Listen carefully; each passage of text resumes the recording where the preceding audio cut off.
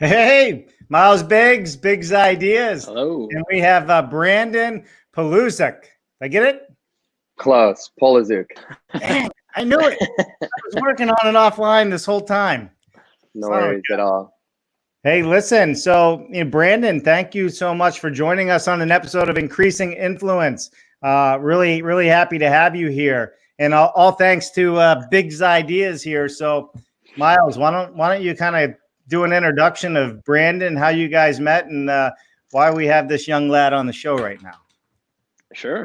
So Brandon and I met virtually, I think, a little over a year ago, maybe maybe a year and a half, 2 years ago even. And I interviewed him for my podcast, Relish the Journey. And I interviewed him along with probably a half a dozen other Minnesotans for that show. It was kind of funny how that worked out. And then he started doing a series of networking events in the Twin Cities called Lincoln Drink. And so I decided I'd met all these people virtually and never actually met them in person, that I was just going to come out for one of these events. And so I flew to Minnesota for a couple of days for the sole purpose of seeing what Brandon had going on and meeting some other folks. And so it was cool. So we met in person then last year, and I've been following what he's doing online and big fan ever since. So he's got a great story that I'm excited to get into for your audience, Dave, here on Increasing Influence. Yeah. You mean our audience? That's what social media is all about, isn't it? Yeah, but it's your LinkedIn page, so it's mainly your folks. Yeah. And it's gonna be cool because semantics. A lot of the guests on here have been specific to housing, and so it's gonna be fun to talk to Brandon, who is not specific to housing, right? And a bit of an outside perspective, because everything he's going to talk about, I'm sure, can be applied to the housing industry. It'd be a fresh perspective on things. Yeah, I love it. And I'm looking forward to diving into this. So when you were out and visiting in Minneapolis, is that when you were writing your book and you were sitting somewhere and you were getting ready to walk across a bridge and we were talking? I'm like, you're doing what? Yeah, that's exactly it. We were talking and brainstorming some of the stuff that we're doing now, and you asked me where I was, and writing a book in Minnesota for no reason. It was fun. Where are you at with the book? So the book is written, okay, and edited, and really just sitting and waiting for whenever this TEDx event can happen with coronavirus, because I really wanted to wait to release the book till after the talk went live, so people see the talk, they like what I'm talking about, I can push them towards the book. So that's right. Just I can't wait for that thing to release. Is that the whole right hook jab kind of stuff where you're trying to pull it all together and push it out in one big, bundle? I think it's great. Well, listen, we got Brandon sitting with us. Brandon, why don't you give us a little bit of an introduction? Tell everybody where you're from, how you got to where you're at, and how the hell did you end up on our channel today? I love the whole idea. This is awesome. Yeah. Thanks, Dave. So my name's Brandon Poliszuk. I'm 24, just about 25, and I went to college. I actually started Social Butterfly a little bit by accident. So long story short, I went to Mankato, Minnesota, I went to college in Mankato, and I was looking at all the degrees and the majors, and I had no idea where I wanted to do and what I wanted to do for the rest of my life. I've been involved in sales and retail, and I like talking to people. I like fashion. And I just asked my mom, and I said, where do you think I would enjoy myself, and where do you think I could thrive? And she said, you kind of like fashion, marketing, advertising, sales. I think you should do marketing. And to be completely honest, I thought marketing was the exact same thing as advertising. I didn't know there was a difference. And so when we got into the majors and what we learned about there, I had to pick up a part-time job to just pay for rent and my tuition and everything. So I actually saw on Facebook an ad for a school newspaper ad position. So I'm selling ads out of a school newspaper, and I really liked it there. I learned a lot. I saw what people were doing with advertising, how much they were spending, but I didn't fully understand why they kept coming back. And I don't think the readership was as strong as it probably was, 10, 15 years ago. And so when you're still selling school newspaper ads in 2014, 2015, and you're hitting sales numbers that they haven't seen before, I started to just feel that there was a better way that I could provide value. And so what I started doing is I quit that job, and it was actually a class project where we had to come up with a fake business and a fake business model for our semester long project. And I started thinking, I don't like homework. I don't like these projects, but if I'm going to be able to do one, why not? And we're going to do a business model. Why not actually put together a formal business model and just see if it's going to work? So ended up quitting the newspaper job and started hitting up my contacts from that position and just started saying, I'll run your Facebook page for free and just let's see if we can grow your audience and really talk to the college demographic, because these businesses who were tapping into the college newspaper, they were clearly trying to get a hold of the college students, but there was one big issue. It wasn't where the audience is. And so what I started doing is taking over their social media accounts, started running it for free, started seeing some crazy success. And this was back in the day when you could throw $10 on a social media post and get thousands of likes and thousands of impressions. It's a little bit watered down now, but there's still a tremendous value in being able to like truly target, but also being able to retain and figure out what those audience segments are. So kind of just grew from there. And I was mainly just downloading stuff off of Google Images and Google Drive and stuff like that, just finding content off of the internet. And I realized that if I really want to build this into something bigger and provide more value, I got to learn how to create content. And so at the time, my buddy just, he was running a clothing line and he asked me to come shoot some photos with him. And I was like, he shot one photo of me and I was blown away. I was like, I don't look this good in person. How did you make me look so good? And so I ended up going into YouTube, and I call it YouTube University, but I dove deep. I just started researching what kind of cameras were out there and what, the process looked like. And I called my mom and I said, I think I'm gonna make a purchase. And I had just got my credit card and I've used it for smaller things. And I wanted to make a bigger purchase. I was like, I'm gonna go buy a camera for $500. And I walked in the camera store $1,500 later and got my first camera, and just sat on YouTube for the rest of it and just kind of spiraled from there. So same business model with that is I started going to my clients who were paying me to run their social media accounts. I said, let me do a video for free.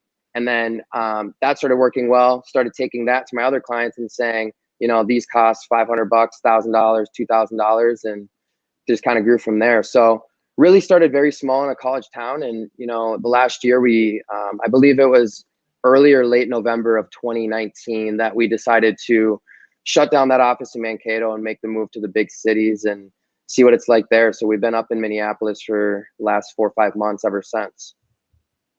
Dude, that's a story, right? Bought my first camera on the credit card for $500, and now you guys have an office and employees, and it all started with selling newspapers and taking over a social media account for the college. And I think the neatest thing, and Miles, I'm gonna let you hop on this, is you put your best foot out there to help something or somebody else grow, and it came back to you. And we talk about that all the time, right, Miles? Yeah.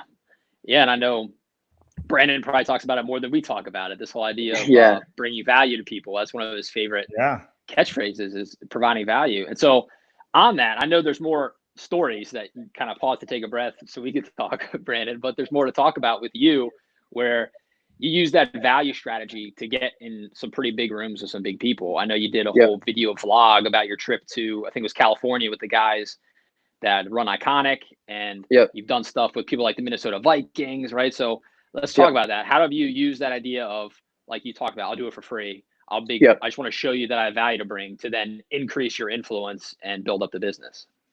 Yeah. So I don't know where I got it from, but let's put it this way. I never thought I was the best of the best. So I always had to find an angle to get them to pay attention. And so what I started doing is, and my roommate and our lead designer, Ian Deloney, he's a master at this, but what we do is we provide value like no other. So it comes to a point where you can't ignore us.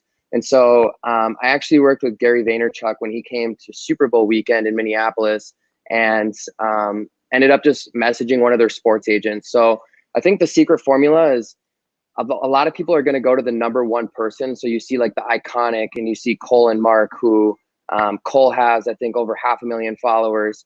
And the actual strategy is to find people surrounding them on their team that have lower followings, because they're the people that are actually probably gonna be the ones that hire you. And so I started following Gary's team, and let's call it, and it was a sports agent, and messaged him and just said, here's what I do. Here's some of the brands that I've worked with. Here's, what I can provide. And so the minute that we got in with Gary Vaynerchuk, now I'm like, okay, I've got one egg in my basket that I can dish out to all these other people that I want to get connected with, similar to what I was doing with the Facebook pages and the video page or the video projects that I was working on in that small college town. And so, you know, translating over to the Iconic journey, it was a similar thing. I followed Mark. I think his name is Mark Brazil, but I followed Mark and I just DM'd him and I listened to him on a podcast and I just said, hey man, love everything you're doing. And I realized the minute that I sent that's not going to stick out. Like, think about someone who has hundreds of thousands of followers, how many times he gets that message. He ended up hitting me back for whatever reason. He said, thanks, man. The next episode's crazy. And I was like, okay, if he responded to me, he's obviously looking through his messages. How can I really stand out? And this was when Gary Vaynerchuk bought into Iconic. And I just messaged him and I said, hey, man, I've worked with Gary. I want to provide content and value to you. If I flew out to California, would you sit down with me for 15 minutes? Or I could create content and I wouldn't charge you a single thing. I just want to like pick your brain. Yeah. And so I used the travel points on my credit card, flew out to California, and the 15-minute meeting turned into 60 minutes. And we just ended up building a relationship and been working together ever since. So I really think about the value added perspective is complimenting someone is one thing, but providing value. So if someone messaged me and said, hey man, I want to do some photos for you, I'll shoot for free until you think I'm worth it. That's going to capture my attention 10 times over than if someone sent me a DM and said, you know, I'd love to shoot photos. Let's connect sometime and link up. It's just trying to find a different angle that's very unique, that is to the point where they can't ignore it. And at the same notion, your quality of content also has to follow up. If I wasn't, you know, a decent photographer or above average photographer or videographer, odds are they're probably going to not, you know, get back to me. But it's the same thing with the networking event that we started. You know, we started running an agency and we figured out that, you know, an agency is a company of people. We'll never get anywhere unless we get the best of the best. And I think in, you know, just the Instagram world, everyone knows of someone, or you're connected by, you hear the 6 degrees of separation. I think social media changed that to at least 1 to 2 degrees. And so what I started thinking about is, how do I find the best of the best in Minneapolis? And how do I get the right people there that I could eventually, you know, maybe earn a project or be able to bring onto my team or just be associated with? And so we started a networking event, and guess what? Same thing. We started for free. It was a free event that anyone could go to. We didn't charge a single dime. We got sponsors. I actually lost money on the first 4 that we threw, but I knew the long play that it was going to turn out to be eventually profitable. We're going to make crazy connections. And a year and a half later into that, it turned out exactly what I thought it would be. So I think when you talk about bringing value to others, you can't get caught up in the short term as hard as it is. It's always about the long term and longevity behind what your actual goals are. Yeah, for sure. So, all right. Yeah, he nonchalantly, I worked with Gary V. I love it. You know, but I mean, it was work, right? I get that. And you probably learn, and you're probably around a whole team of other people that work with Gary V. You know, so that's pretty cool. So the whole, is it the Lincoln Drink? Is that the networking event, right? Yep. Lincoln Drink. So is this non-alcoholic drinks or any type of drink? I would probably change the name again if I went back and redid it. But it was really, so I've been to a ton of networking events and I've gotten good leads, but obviously you can see I wear a snapback. I don't wear very like traditional business setting clothes. I think that if you're a smart person, you're a smart person, and that's about it. And so I went to all these networking events and it just felt so stuffy and so forced. And you go to them and then you get blasted by emails that they probably sent to 100 other people. And it just felt so just not natural to me. And the people that I do business with, and I think Gary's model is the same way, is, you know, just really getting to know people and building that long-term relationship. And so, like I said, I wanted to get the right people in the room. And it's our initial idea was to bounce around to a different brewery at each one, because breweries are a little bit more open setting, a little bit more natural. You know, I'm not necessarily a beer and alcohol advocate, but, you know, we wanted to create a setting where people felt relaxed. And so the bouncing around from brewery to brewery worked out for 2 events, and just we were throwing these every other month. So having to build a relationship, set up the event, set up the Eventbrite, and all of that was just taking too much time. We wanted more time to market. So we just kept the name and just started doing, installments at certain event centers, and kind of just grew from there. But essentially what it was is bringing a new face to networking events and not making it feel like it's something that has to be forced or stuck up or just dry. And I honestly thought 4 to 5 people were going to show up for the first one. Started out with 30. And then about 4 to 5 of them, after we kind of gotten our kinks worked out, we were averaging 175 to 200 people. And we turned, on the 5th one, we started charging for the very first time. And we thought our numbers were going to tank, and they stayed consistent. So we knew we were on to something where people felt comfortable. And we're having people buy tickets in groups of 4, 5, 6 people so that they can come in a more relaxed setting. And now it's starting to come into fruition where people are contacting me. Like we had a sponsor who was a manufacturer of clothing. Someone met them there, started a clothing brand. Now they want to work with us on the marketing front. So making true meaningful connections and seeing people be employed by some of the people that came to this event is something that gives me goosebumps. It's just something that I think goes a long way and people remember it. I mean, you take Miles, for example, he flew into Minnesota to come to this event. He said it was, to see what we were doing here at Butterfly, but the connections that he made there and the connections that he had already had previously from just connecting it online to then translate it and to bring it into a face-to-face connection is going to be something that's going to be remembered forever. Now I'm a part of his book, and, that's going to go and be a big thing. So I just see these things as small incremental steps that lead to a bigger building or empire or structure that you're trying to build. Yeah, for sure. So Miles, am I in your book? You are. Yeah, I didn't realize that until I said that. It's kind of funny. You guys are both in it. I'm just yeah. So with this Link and Drink, so how you're still doing this on a regular basis? It got put on pause with COVID and everything going on. We're still working with the city to just figure out what the limitations are, what the societal feeler is. I think the statewide limit now is 250 people to a room. So our strategy is just kind of let other events happen, kind of feel the waters out before we dive back into it. But we were really excited because we were going to actually bring in and fly in the CMO of Movement Watches and then both of the iconic founders to start doing keynote speaking. So it's an actual thing that I missed is we introduced a panel. So we wanted to get some of these experts and to have a panel talk about, something that was relatable to the audience and then break it up into the open networking so that people actually had context and content to actually talk about when they came there, other than like, hey, I'm so-and-so, what do you do? What do you do? It sparked more intentional and meaningful conversations that I think led to these, employment opportunities. Yeah, for sure. Well, listen, everybody, if you're just joining us, we are live on LinkedIn, YouTube, and Facebook. We're in 3 places, Brandon. So please like and share the stream right now. And if you have any comments, we have a master of social media on with us. Worked with Gary V, I just found out. He likes to have Lincoln drinks, which sounds good to me as well, which is a lot of fun. So, I mean, I think the whole thing is absolutely awesome. But you're an entrepreneur. You're somebody who just kind of took the bull by the horns and said, I'm going to try something. You bootstrapped yourself with a credit card.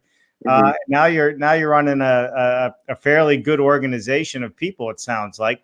Why don't we take a second and just do a couple of hellos? We got some people who have been commenting. So we got hello from Ohio. What's up, Shane? How are you today, my friend?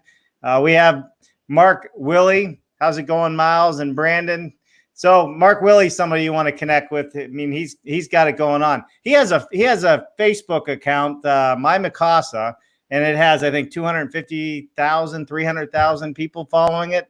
So he really knows what he's doing. I don't, Florifolio, the name doesn't pop up. I sent him a message. Hopefully we'll find out who it is. Who else do we have in here? Alex Sheridan. What's up, Alex? Now, this is another video guy, Miles. So just and for Brandon to check out. He's hot and heavy on the LinkedIn path of teaching people how to brand on social media. But these are all good connections for you too, Brandon, for sure. Awesome. For sure. He's got a lot of energy and he's hungry for work too. So maybe somebody you tap into there. So thanks for joining us, Alex. We got good old George from Phoenix, Arizona. What is happening, George? George says that's a new T-shirt. Am I in your book? Am I in your book? I like that. So we actually, it's a long-standing joke about how many T-shirts comments that we have on our shows comes up, which love it. And And then Tom Rennie, love the look. Couldn't agree with you more. Delivering value is where it's at. So shout out Tom. I like Tom. Yeah. So thanks, Tom, for tuning in today. So, all right, Brandon, let's talk about let's get into business here, right? Social butterfly. If I needed help, why would I come to you? Like outside, like, say I'm struggling, like even for me, I have a hard time keeping up with my social media, right? It's great hopping on camera and going live, but there's hours of work before and after all this happens, right? To make things come together. I mean, tell us a little bit on how you'd help me out if I wanted to work with your company that would be different than the traditional social media marketing firms. Absolutely. It's a great question. So something that I've kind of instilled in our team since day one is, I think the underlying kind of vibe from most agencies is they're going to sell you on impressions and sell you on these metrics that are, high volume, but the real conversation to be had is where's the conversion? So we describe ourselves as an internal marketing department from an outside perspective. One thing you cannot put a price tag on is ideas. So, something that we've instilled in our company is having a weekly meeting we call the Monarch meeting. And the whole purpose of this meeting that we've put into our weekly schedule is to literally just generate ideas for our clients. I think the traditional agency, it's build out the editorial calendar, send it over, here's your post for the month. And it's nothing past that. It's not what's the next creative idea that's going to take this company or organization to the next level. And we work all across the board from 501c3s to e-commerce to brick and mortar stores. And it's just really trying to identify where are we trying to go and how are we going to get there? And so having a team that's dedicated to doing so is something that's extremely important. Another piece to really mention is, I think, again, when you send out that editorial calendar, that's your baseline. But let's be honest, social media is very reactive. And so when you have big events that are coming up, or, you even talk about this pandemic, if you have your whole editorial calendar already set in place and the pandemic happens and there's a complete government shutdown, you have to pivot on a dime. And our team is just built on people who really believe in doing the right thing and getting it out there in a deep, meaningful message that's going to resonate with people. And then tacked along on the backside of that is, we have a strong paid social team that will get in front of the right audience. And at the very end of the day, what I care about from a business owner to a business owner is, where do we make you money? It costs us our time to, be involved, but with that expense being, attributed to some of the marketing, my end goal is, how do we make sure that you're having a return on investment? So you go back to the conversation that I had with creating value, is really deepening that relationship and having the longevity mindset behind things. If I'm growing your business at the same rate that, is a positive return on investment for you, and I'm a part of that expense, I want to grow with you. I don't want to take a lump sum and be able to, just burn your whole budget and marketing expense. I want to be able to figure out something that's going to be lean, figure out where we can improve the most profit, and be able to grow your organization so that we can grow with you. So whether that's through video, whether that's through social, whether that's through advertising, or a combination of all of them, I think the core thing to really pull from this conversation is, you need to find individuals who are just as passionate about finding that next idea and not just putting out content just to put out content.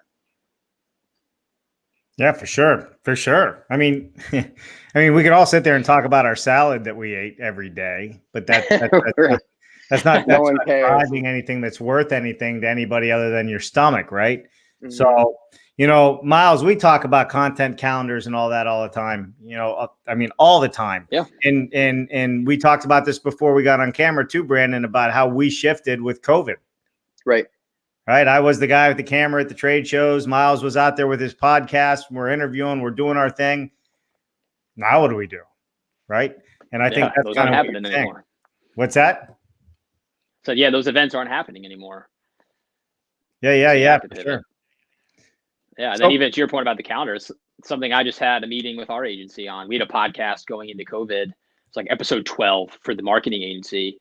As soon as we started working from home, we went to going from an episode every single week to one every day. And episode 50 of that podcast now is going to go out in 2 weeks.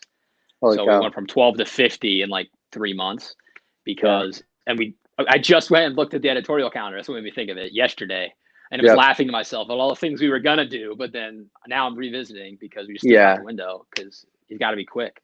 Right. Yeah. How important is the editorial calendar? It's important. I was just going to say, I think you need to have a plan. If you're just shooting stuff off the end of at the cuff of your phone, you'll get engagement, but there needs to be a strategy. You need to think about, who am I talking to? What do they care about? Like you said, I think back in the day it was, oh, I'm posting on social media, but it's like, here's my hashtag lunch for hashtag today. And that doesn't do anything unless you're related to the food industry or whatever it might look like. But it's really just breaking it down. And I think people overcomplicate it. It's, who am I talking to and why do they care? Why should they care? And like I said, you know, once you start to figure it out, odds are we're marketers, we ruin everything. So you look back at, I mean, Gary speaks on this all the time. When email marketing wasn't a thing, it was blowing up because you opened up every single email, and that was back in the 90s. Now that's not the case. You have to really find a way to stick out. So I think the editorial calendar is extremely important, but you know, every single day there's millions of things happening. And you know, if you have a game plan, you have to, the minute something happens, you have to be willing to just throw that out the door and start from scratch.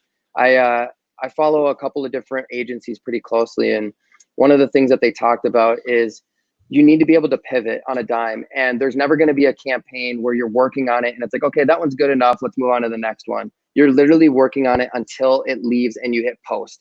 And you have to be able to kind of care for it and think about it in a new tone. Yeah, yeah. Do you make your editorial calendars public for your clients, or is that all behind the scenes? Oh no, it's 100% public. That's one thing that we won't work with someone unless we can be transparent with the client and they can be transparent with us. Like I said, I'm a numbers guy. Yeah. So I need to figure out, you know, if it's e-commerce, what are you doing in online sales today and where do you want to go tomorrow? Where do you want to go in the next 5 years? What is your, you know, cost of goods sold? Where are the margins? And if you don't like something that we think is a good idea, let's have a conversation about it. We'll express why we think it's a good idea. But at the end of the day, it's your brand, it's your platform. So if it doesn't resonate with you and you can't see it through why we do, then we need to have that conversation and be able to change that and make those, you know, those changes that are needed. For example, we had one where it's kind of like a Soho house where it's a member club and it's exclusive and it's invite only. We had this video that rolled through all the logos and we were going to put it out. We made it before COVID. And we had to adjust it because a lot of people lost their jobs and we didn't want to be sensitive to it. So we're kind of pumping the brakes on that one. So I don't think you can create good content unless you have context from your client. And so I think it does need to be public. Yeah, yeah, for sure. Well, so what are the trends that you're seeing right now for you and your clients?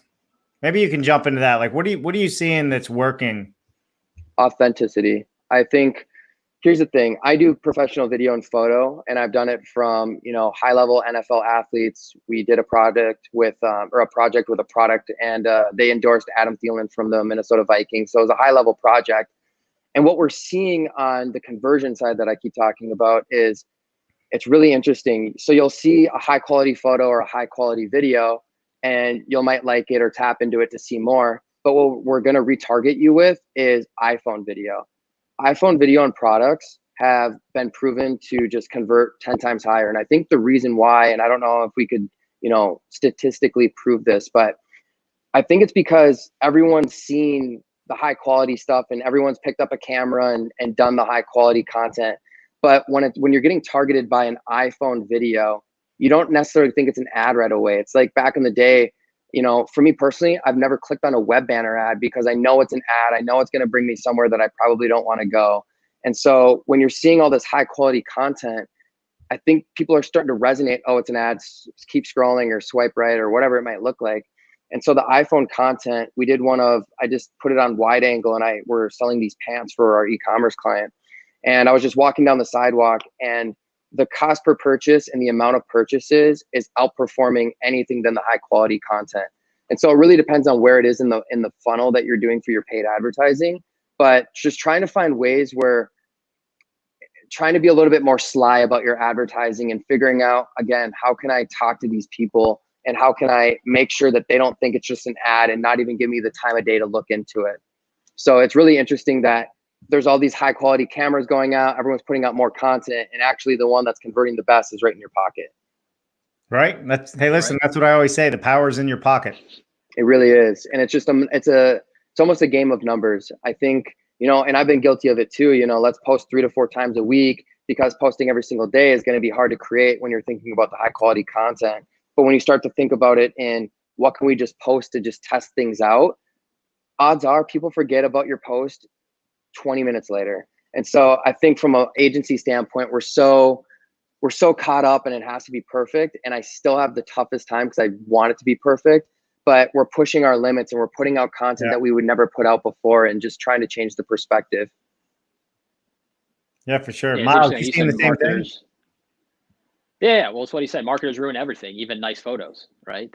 So it is, you do see it. People don't want to feel like they're marketed to. Nobody wants to be sold anything. They just want to buy something that they already want, right? And so it feels like it's your friend sending you a video and not some highly targeted Big Brother ad, because the stuff you can do with retargeting is scary. It would freak most people out when you see behind the scenes. And that's a good point that you bring up is, you know, we don't go on social media to be advertised to. We don't go on social media to be sold things to. So it's a reactive transaction. And so you have to get them invested into the product before they just scroll past it. Yeah, for sure.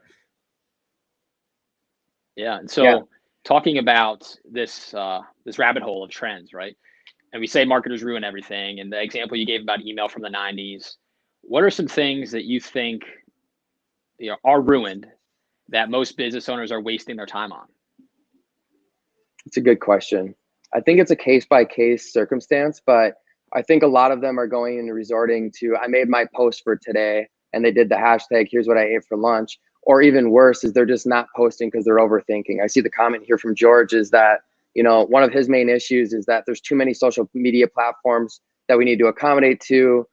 Just look at Dave. He's an example on live on Facebook, LinkedIn, YouTube, not to mention Twitter, Instagram. How can we consolidate to a single point of communication?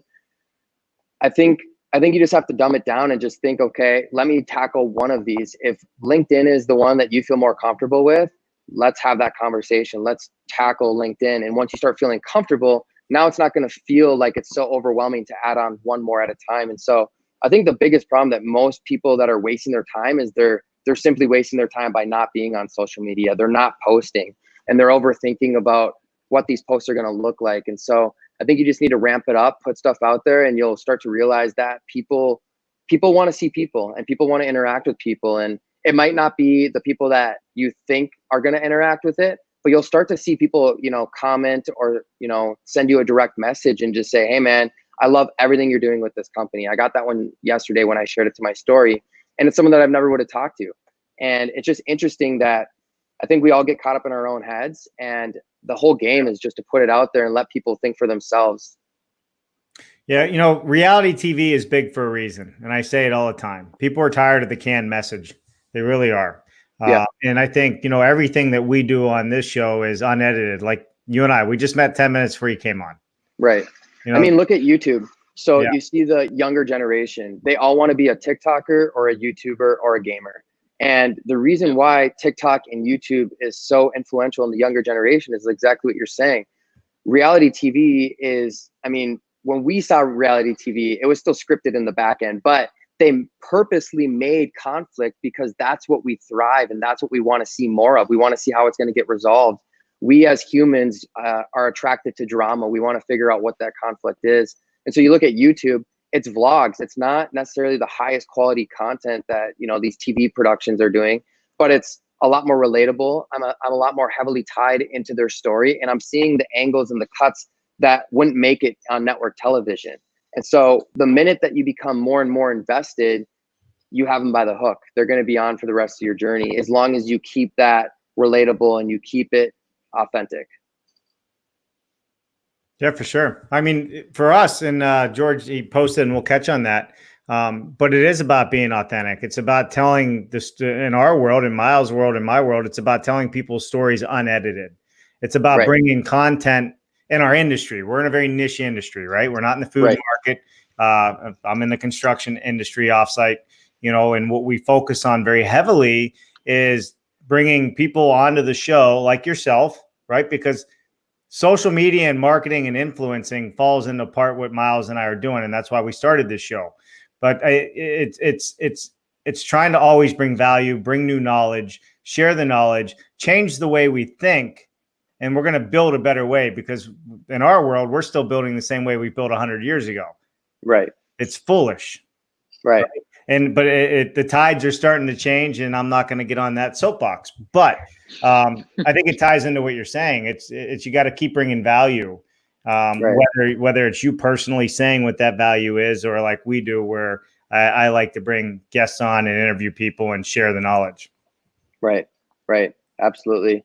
And I think it's something to say too is, right when you think of, so I'm talking to my team here, and it's, we're crushing Facebook and Instagram, and TikTok's out there, but half my team split whether they're on it or consuming the content. And I just think we always have to have our head on a swivel. You have to see what's out there, because look at MySpace. That's going to be what Facebook's going down route. And even Instagram is owned by Facebook. So they're starting to suppress brand content from branded pages. And you just have to start thinking about, where can I get, the audience relationship, and where can I bring the most traffic to my website? When you're running paid ads, the only goal you should ever have is how can I bring traffic to my website today? Right. And then you're going to be able to retarget them and find that lifelong journey of the customer. So just having your head on a swivel and seeing what's out there, seeing what's trending, and you don't always have to jump into it right away. I'm not posting myself on TikTok as much as I think I still should. I still have to figure out what is my angle on TikTok and how am I going to provide value that's different from what's already out there, Yeah, for sure. Miles, what are you guys doing? Are you guys on TikTok? I'm not on TikTok. No. I know it's important for a lot of people, but sort of my answer to George's question, like all these places you feel like you should to be, is that you don't necessarily need to be on all of them, right? Mm-hmm. Like, where are your customers? Who are you talking to, and where are they? Are they on TikTok or are they not? And if they're not, then you don't necessarily have to be there. Doesn't mean you can never go there. Like, at some point they might be there, but do one thing really well instead of doing a lot of things horribly, Right. So you look at, I just haven't gotten into TikTok. Yeah. Good. Yeah. So you look at Gary's model. So he's all about influencing the next generation, and he's coming out with like kids books and these like comic like memes and stuff that provide like positive messages, which is just not out there. And so he's on TikTok because he knows he has to influence the younger generation. Whereas George is pointing out, some of this content needs to live in different places for it to be relevant. And I 100% agree. I think part of it is if you're trying to build a personal brand, you should be on Facebook. You should be talking about more personal stuff, but that doesn't mean that you can't put personal stuff on LinkedIn. I think that's something that people get caught up on is you can be very professional and you can have that tone, but you can also be very personable and have that authentic content and being able to relate. Again, at the end of the day, I think people overcomplicate social media. What is the overall end goal? It's to really start a conversation. You don't have to put a whole book's worth of content in one post.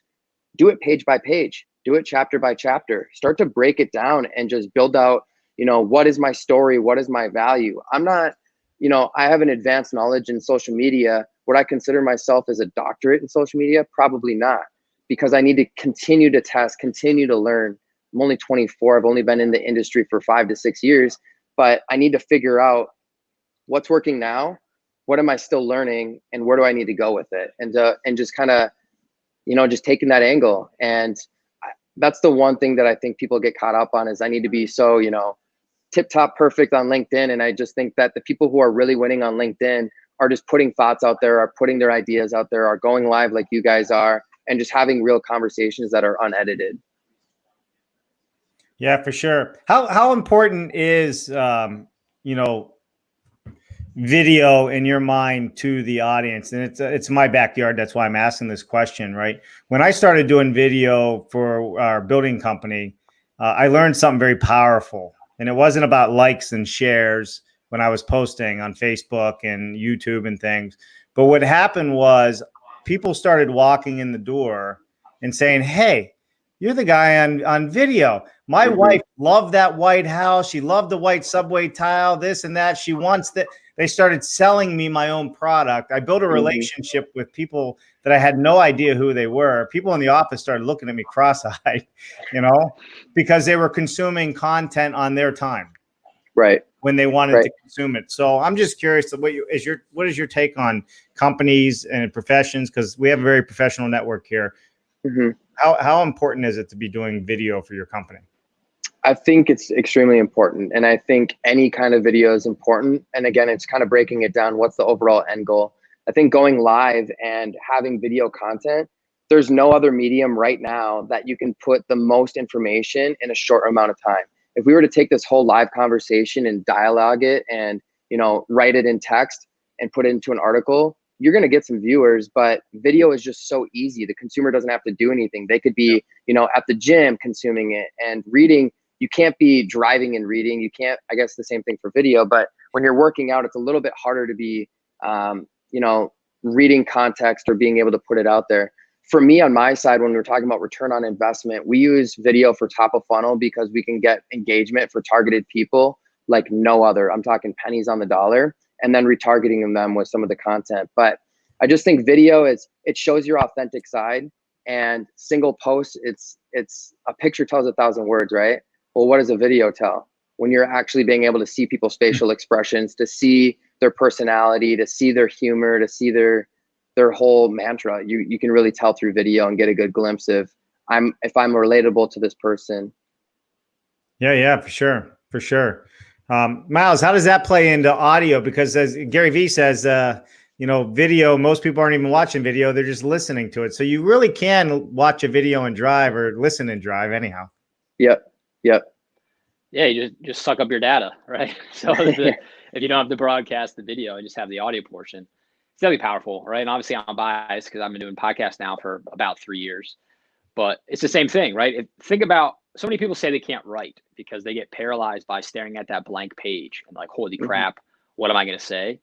But if you were to ask anybody in that moment of writer's block, what are they trying to say, and ask them to talk to you about it, they'll say it perfectly. So again, to Brandon's point about we overthink things, we overthink everything, I think, especially when it comes to business. You put marketing on it and now it has to be the tie and polished, right? But to the theme of authenticity, you're a person trying to sell to other people, have a conversation, just talk.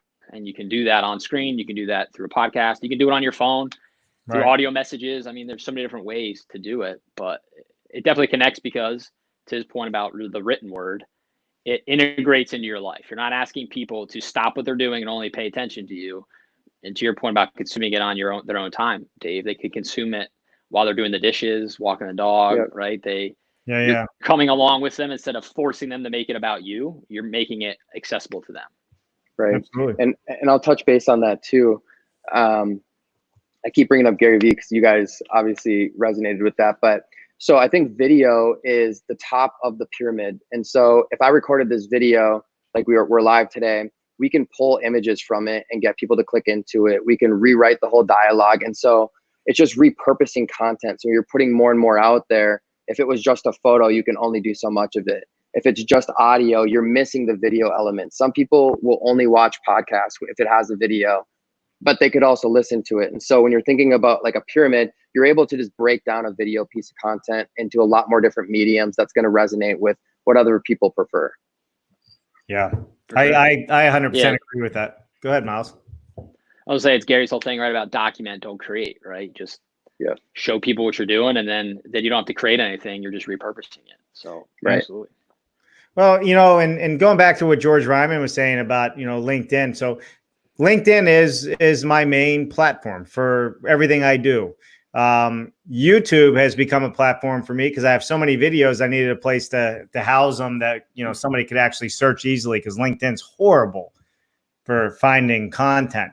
But Facebook and, going live on Facebook, I don't get a whole lot of traction on Facebook, but I'm doing it on a business page. I'm not doing it on a personal page.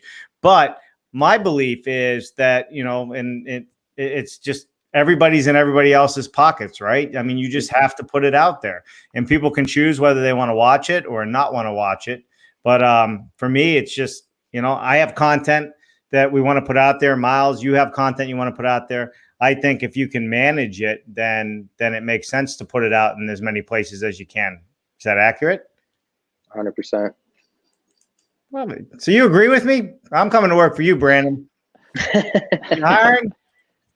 Yeah, no, I agree with you. I think you just have to do what feels right in your circumstance. I mean, I don't know how much you are involved in Twitter. Twitter is just not a platform that I resonate with very much. And not necessarily saying that there's not potential leads or clients out there, but you have to be in a position where you feel authentic, because then it's just going to come off that it's just not going to be authentic. It's not going to resonate, and people are going to read right through it. So, you know, if it means putting your whole library on YouTube and pushing it on there and going Facebook Live, at the end of the day, like I said, it's a numbers game. So even if you're getting 100 views on Facebook, that's like talking in a room of 100 people. That's a huge opportunity.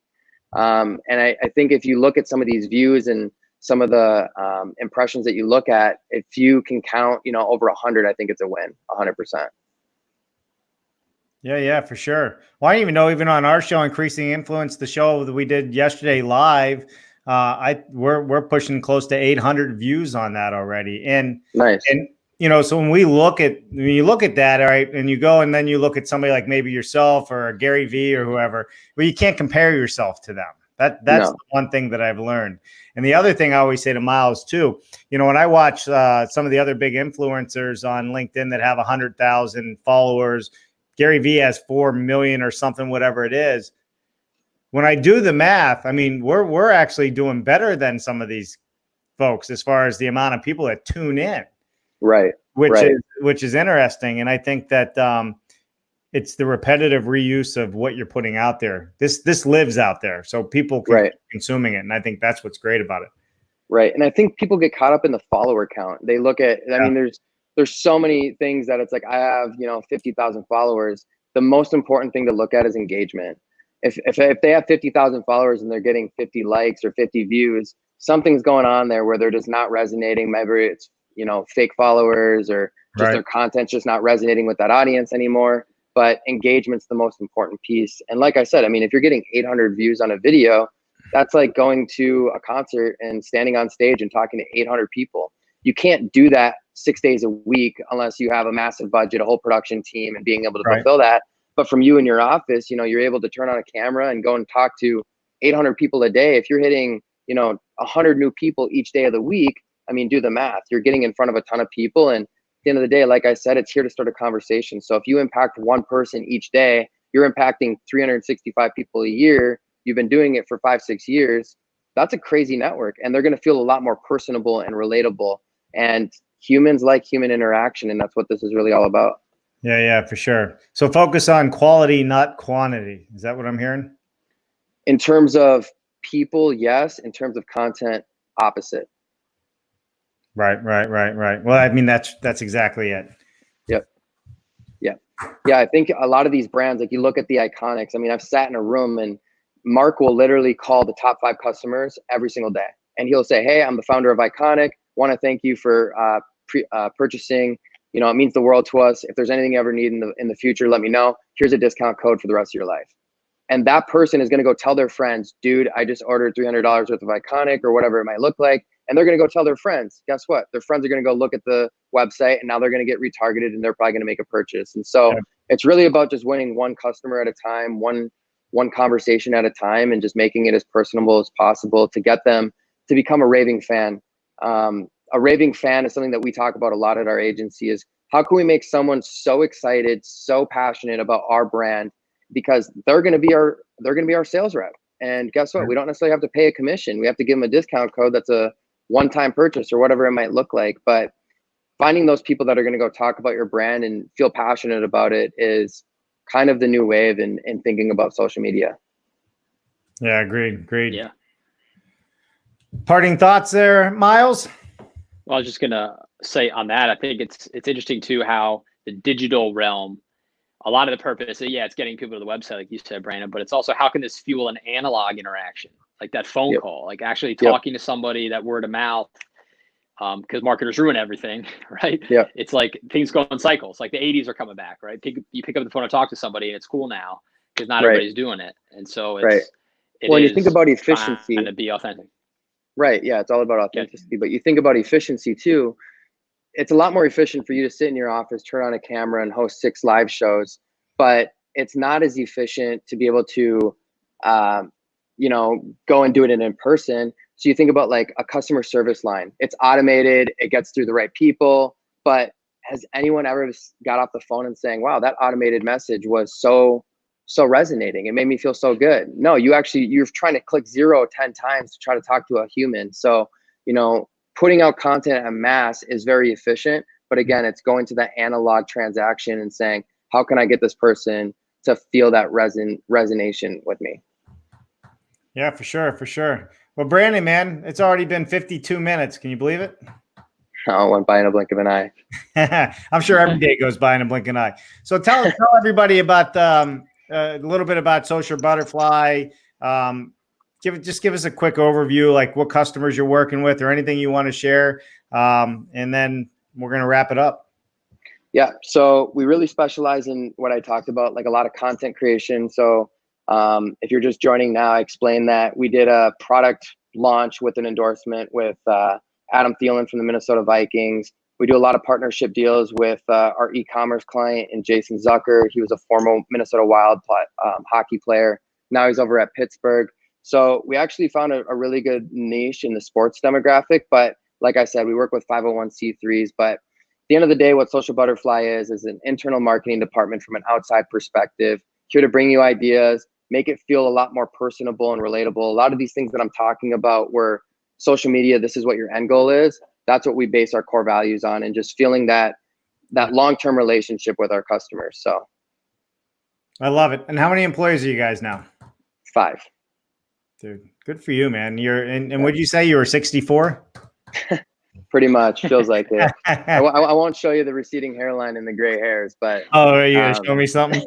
So that's why you wear the hat. There you go. It is 100% the reason why. And that's actually, as dumb as it sounds, that was part of the reason why I wanted to start my own thing, because I didn't like not wearing a hat because I was just not as confident. And so it's like, all right, if no one's gonna let me wear a snapback or, you know, a hat in the office, I'm gonna go create my own office. Right. But yeah, I'm 24. We have 5 full-time employees. We're growing. Some days feels like we're at the top of the world. Some days feels like we don't know what we're doing. And I think just being able to navigate and have a positive mindset is the way to win. Yeah, love it. Love it. Well, thanks so much for being on the show, Brandon. I really, really do appreciate it. Miles, thanks for setting this up. Brandon, stick tight there for a minute. I'm going to do the outro, and then we'll come back to you in just a second to wrap up. All right? Sounds good. Thanks for having me. All right, everybody. I'm Dave Cooper, and Miles Biggs, where you at? You pointed at me? Yeah. I didn't know you were pointing at somebody else. I can't see your finger. Yeah. So, and I'm Miles Biggs. Thanks for joining us. So nice. You guys have a great day. Thanks, everybody, for tuning in, and we will catch up with you next Thursday at 1 p.m.